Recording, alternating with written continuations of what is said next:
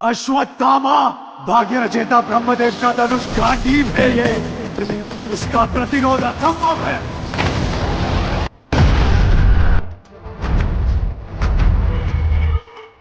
देखा केशव, क्या वो मेरे समान है? उससे टकराकर हमारा रथ केवल 2 कदम पीछे हुआ है, पर मेरे अस्त्र से उसका रथ 10 कदम पीछे गया है। सुनो दंड, तुम्हारा रथ स्वयं अग्निदेव है और तुम्हारे ध्वज पर श्री हनुमान साक्षात तुम्हारी रक्षा करें, और मैं तीनों लोग का तुम्हारा साथ। इसके पश्चात शत्रु ने तुम्हें 2 पद पीछे कर दिया। कल्पना करो अर्जुन, तुम्हारे सामने जो खड़ा है वो कोई साधारण योद्धा।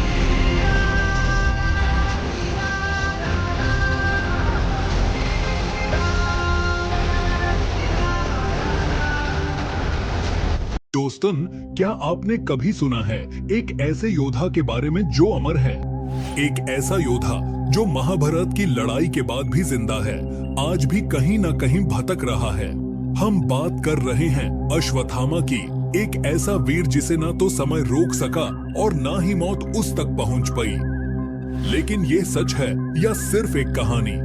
चलिए इस रहस्य को समझते हैं। अश्वत्थामा का जन्म महाभारत के सबसे बड़े गुरु द्रोणाचार्य के घर में हुआ था।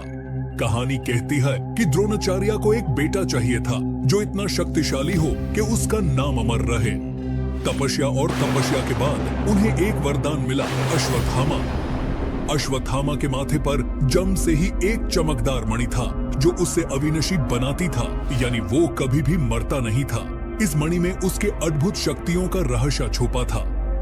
अश्वत्थामा कोई आम योद्धा नहीं था, उसके पास कुछ ऐसी शक्तियां थी जो किसी और के पास नहीं थी।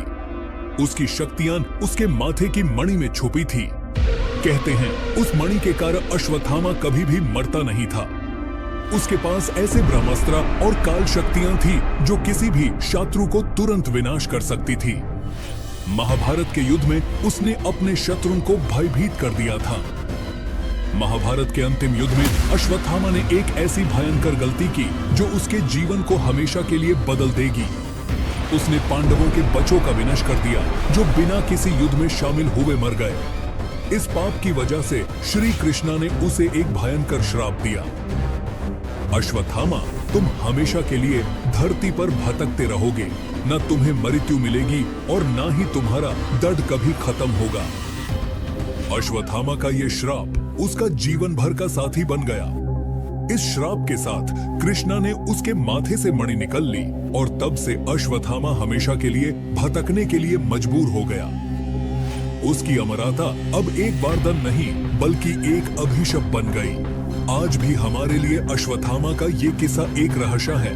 क्या सच में वो आज भी इस धरती पर भटक रहा है या फिर ये बस एक कहानी है जो लोगों के मन में रह गई? अश्वत्थामा की कहानी एक छुपी हुई हकीकत है या सिर्फ इतिहास का एक भुलाया गया पन्ना?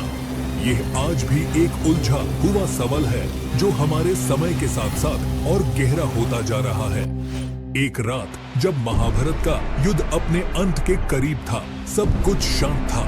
पांडवों और कौरवों की सेना मैदान में अपने अंत का इंतजार कर रही थी। उस रात के सन्नाटे को चीरता एक आवाज घूमी, अश्वत्थामा! और फिर से वो चीख गूंज उठी, अश्वत्थामा को मार डाला।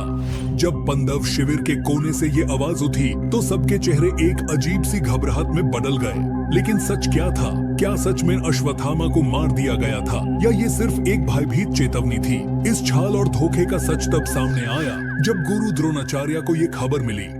जब उन्हें पता चला कि उनका लाल अश्वत्थामा नहीं रहा, उनके दिल में एक अजीब सी शांति छा गई और उसी के साथ उनका अस्त्र शास्त्र भी गिर गया। ये जानकर कौरव सेना में एक भयंकर शोक और गुस्सा छा गया और अश्वत्थामा ने अपनी प्रतिज्ञा ली कि उसके पिता का बदला वो पांडवों से लेकर ही रहेगा। तभी वो रात आई जब अश्वत्थामा ने एक भयंकर विश्वासघात करते हुए पांडव शिविर में घुसकर 5 सोए हुए युवा शूरवीरों का कत्ल कर दिया जो द्रौपदी के पुत्र थे।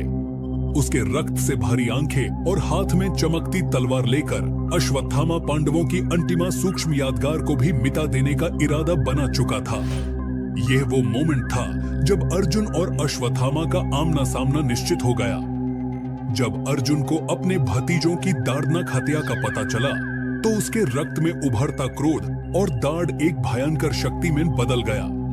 अर्जुन, जो अपने भाइयों का सहारा और एक महान योद्धा था, वो अपने गंदीव को उठाकर अश्वत्थामा का विनाश कर देना चाहता था। कृष्णा, जो अर्जुन के सारथी थे, उन्होंने भी इस युद्ध के भाव को समझा और अर्जुन को तैयार किया एक आखिरी महासंग्राम के लिए। तो आइए मैं आपको लेकर चलता हूँ उस भयंकर रात में, जब अश्वत्थामा और अर्जुन अपने श्रेष्ठता के लिए एक दूजे के सामने खड़े हो गए। अश्वत्थामा एक क्रोध की मूर्त बना खड़ा था। उसके चेहरे पर घुसे का ऐसा रंग था जो अंधेरे में चमक रहा था। उसके हाथ में नारायण अस्त्र था, एक ऐसा अस्त्र जो देवता नारायण से प्राप्त था और जिसका प्रभाव इतना भयंकर था कि किसी भी योद्धा का सामना मुश्किल था।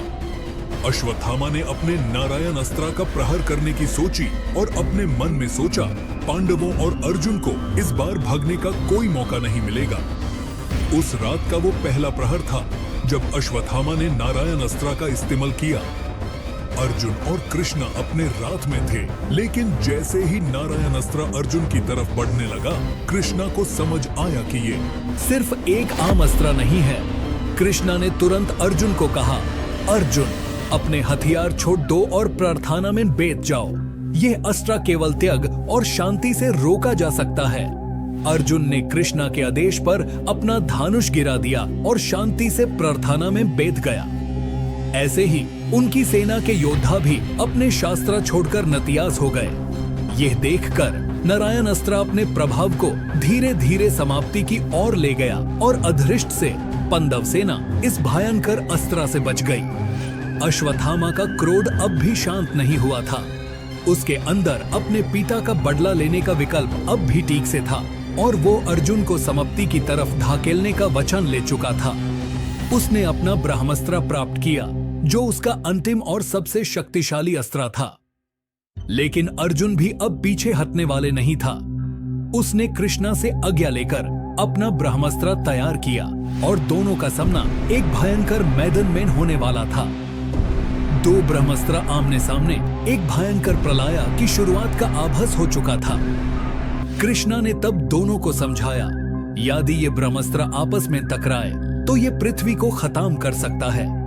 एक दूसरे के वध का यह भयंकर विकल्प समाप्त का एक अंतहीन प्रलय है। कृष्णा के कहने पर अर्जुन ने तो अपना ब्रह्मास्त्र वापस ले लिया, लेकिन अश्वत्थामा ने अपने ब्रह्मास्त्र का निर्देश द्रौपदी के गर्भ में पल रहे परीक्षित की ओर कर दिया। यह एक आखिरी प्रहार था जो अश्वत्थामा ने पांडव वंश के अंतिम वंशज को समाप्त करने के लिए किया था। कृष्णा को यह बात समझ में आई और उन्होंने परीक्षित की रक्षा अपनी दिव्य शक्तियों से की। जब युद्ध के इस कठिन चरण में भी अश्वत्थामा ने अपनी प्रतिज्ञा से पीछे नहीं हटा, तो कृष्णा ने उस पर अपना श्राप दिया। अश्वत्थामा, तुम अमर तो रहोगे, लेकिन एक व्यथा और पीड़ा के साथ। तुम्हारा जीवन एक घाव के रूप में हमेशा के लिए यादगार बन जाएगा। यह श्राप अश्वत्थामा के जीवन का भयंकर सत्या बन गया, जो उसकी वीरता और पाप की यादगार बन गया। वो अमर रहकर भी एक शपित जीवन जीने लगा और यह युद्ध उसके जीवन का अंतिम अध्याय बन गया। इस कठिन युद्ध के अंत ने महाभारत का इतिहास बनाया। अश्वत्थामा और अर्जुन के बीच का युद्ध एक ऐसी कहानी थी जो केवल एक महान युद्ध नहीं था, बल्कि एक अध्यात्म, पाप और पुण्य और शूरवीरता के एक भयंकर अंत की यादगार थी।